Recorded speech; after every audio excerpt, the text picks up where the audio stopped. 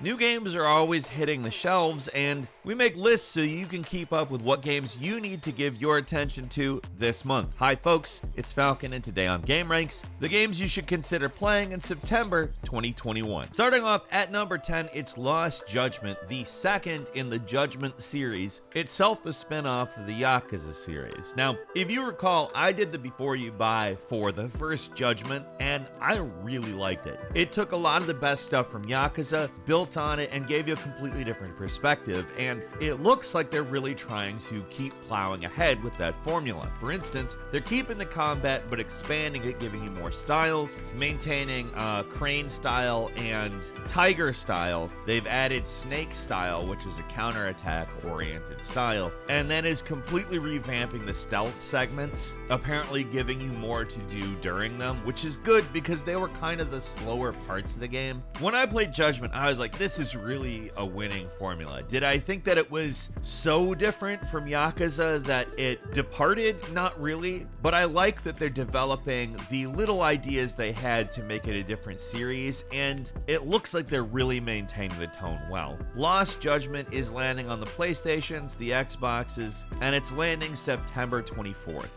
At number 9 is Sonic Colors Ultimate. Obviously, there has been a long time between the original game and this remaster, but because of how stylized and unique this game looks, seeing it in a higher resolution with various enhancements, it does not look like an old game. This might be a slightly controversial opinion. It's probably the best of the 3D Sonic games, and I cannot imagine a better one to remaster and bring to new platforms, particularly the Switch, where I will be playing it. They do actually add a new Wisp to the game and a few extra features that were not there before, but mostly this is just an incredibly solid 3D Sonic game that I am personally really excited to go through again. I also have my hopes that the upcoming Sonic game is a sequel to Sonic Colors, and that's the reason they're doing this, but that's my own little conspiracy theory for Sonic the Hedgehog for 2022. In the meantime, Sonic Colors is landing on Xbox One, PlayStation 4, PC through Epic Games, and Nintendo Switch on September 7th.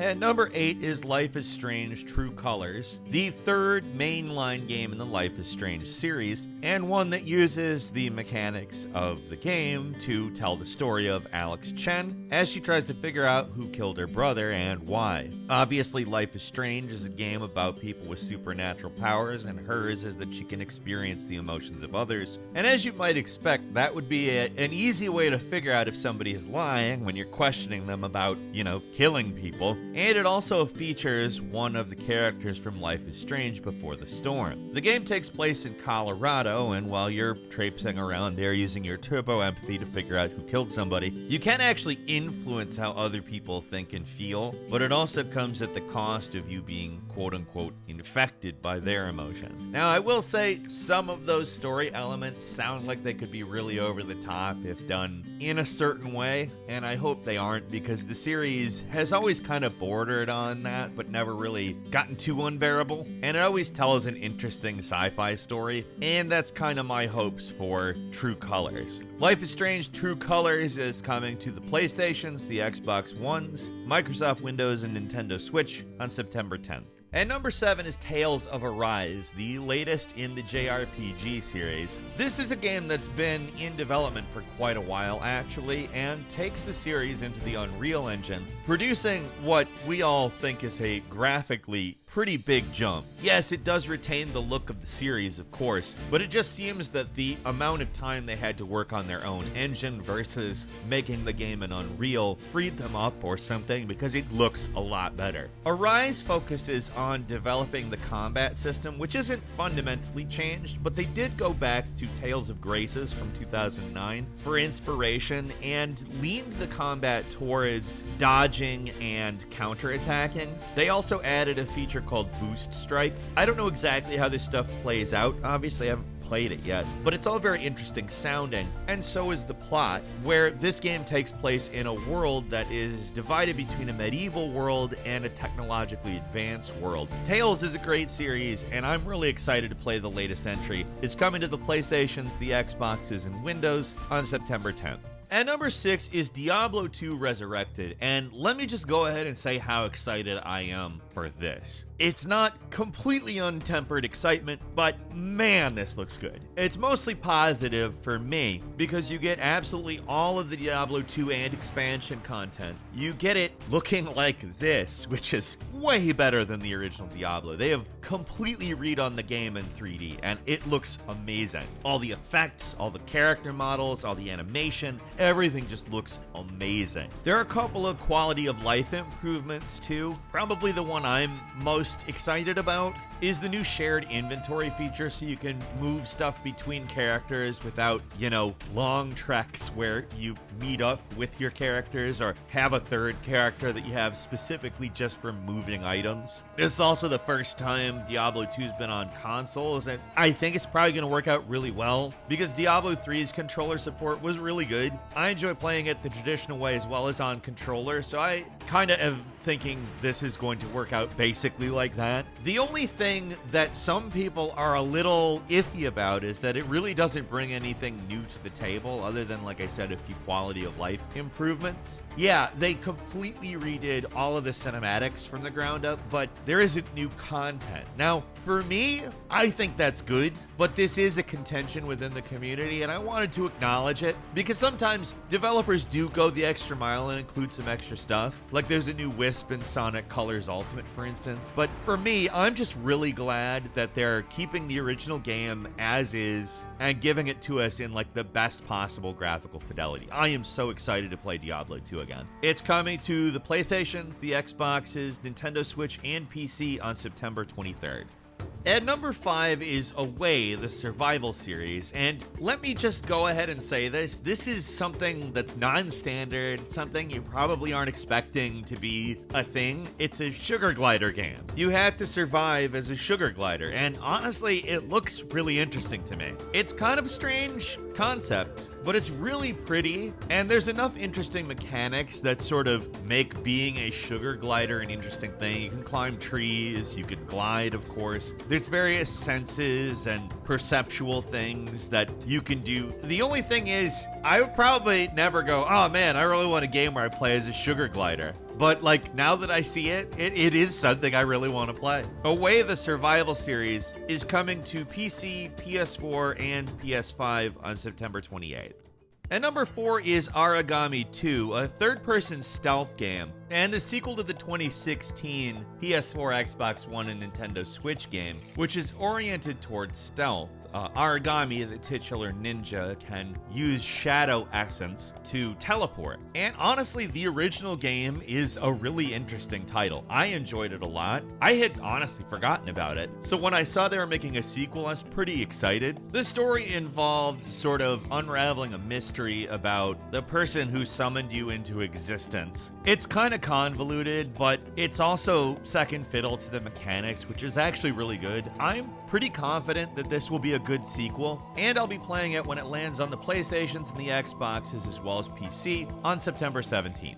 At number 3 is Kenna, Bridge of Spirits, a game that was originally actually teased as a PlayStation 5 title. It is also landing on PlayStation 4 and Windows, but I'm particularly excited to really see how it lands on PlayStation 5. It's kind of inspired by Zelda. The studio that made it specifically became known for a short film they made based on Legend of Zelda Majora's Mask, and the world that they've developed for this game is absolutely beautiful. It obviously does actually contain a lot more detail than Breath of the Wild, but you can also tell there is an element of influence there. The trick to making the combat unique to this game is that there are spirit companions, kind of familiar type things if you remember playing Ni no Kuni and how that plays out. It's obviously not turn-based, it is oriented towards an action RPG type thing. I'm really excited for this game. It's one that I've been hoping is going to be very good. Obviously, we don't know, but it's always showed a lot of promise in my opinion, and I'll be playing it when it comes out, like I said, on the PlayStations and Microsoft Windows, September 21st.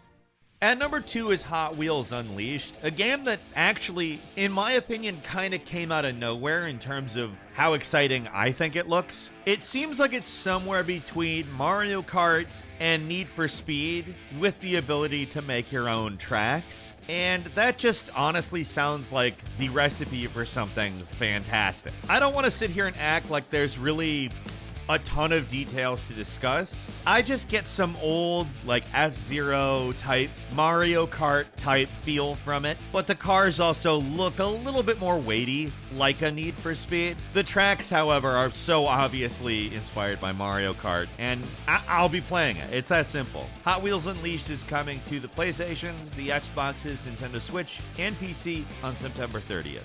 And finally, at number 1, it's Deathloop. Deathloop is a big one for me. I've been waiting for a new, full-on, just arcane game for a while. I'm a huge Dishonored fan, and while Prey is great, there's just something about the way Dishonored works out that I particularly like, and Deathloop looks more like a successor to that. The premise is that you are an assassin stuck in a time loop against another assassin stuck in a time loop, and basically you fight each other, as well as take out people. The mechanics are very, very oriented around what makes Arcane good. There's stealth, there's parkour, there's lots of powers, and it also even features a multiplayer aspect where you can go head-to-head as the assassin. Deathloop is landing on PlayStation 5 and Windows on September 14th.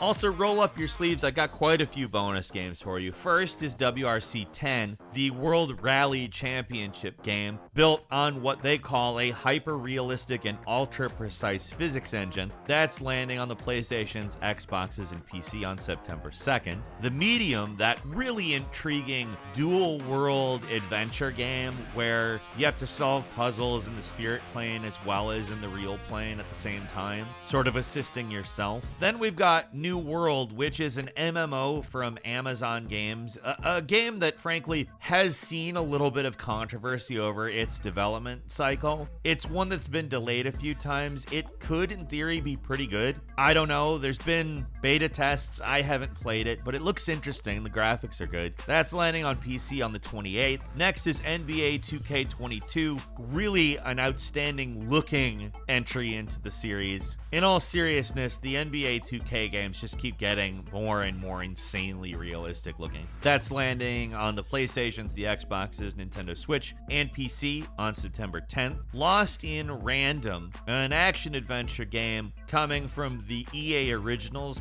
wing of EA, the sort of indie-scaled games. Seems like it's got a little bit of a sense of humor, too. Coming to the PlayStations, the Xboxes, Windows, and Nintendo Switch on September 10th. And finally, Death Stranding Director's Cut, which gives you a whole bunch of new features that might make the game better, might make the game worse. I don't know if that depends on perspective or really what's happening. It's one that I do want to play. I enjoyed the original version of it, and the PlayStation 5 is, of course, a great place for such a epic, scaled game. That's landing on September 24th. And that's all for today. Leave us a comment. Let us know what you think. If you like this video, click like. If you're not subscribed, now's a great time to do so. We upload brand new videos every day of the week. Best way to see them first is, of course, a subscription, so click subscribe. Don't forget to enable all notifications. And as always, we thank you very much for watching this video. I'm Falcon. You can follow me on Twitter @FalconTheHero. We'll see you next time right here on GameRanx.